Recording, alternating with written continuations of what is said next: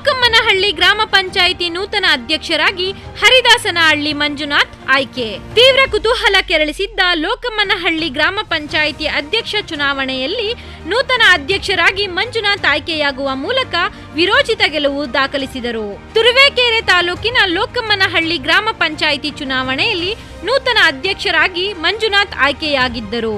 ಈ ಹಿಂದಿನ ಅಧ್ಯಕ್ಷ ಆರ್ ಅಲ್ಲಪ್ಪರವರ ರಾಜೀನಾಮೆಯಿಂದ ತೆರವಾಗಿದ್ದ ಸ್ಥಾನಕ್ಕೆ ಗುರುವಾರ ಚುನಾವಣೆ ನಡೆಯಿತು. ಗ್ರಾಮ ಪಂಚಾಯಿತಿ ಸದಸ್ಯರಾದ ಮಂಜುನಾಥ್ ಹಾಗೂ ಕೃಷ್ಣಪ್ಪ ಇಬ್ಬರು ಅಧ್ಯಕ್ಷ ಸ್ಥಾನಕ್ಕೆ ನಾಮಪತ್ರ ಸಲ್ಲಿಸಿದ್ದರು. ಮಂಜುನಾಥ್ ಅವರಿಗೆ 8 ಮತಗಳು ಹಾಗೂ ಕೃಷ್ಣಪ್ಪನವರಿಗೆ 7 ಮತಗಳು ಚಲಾವಣೆಯ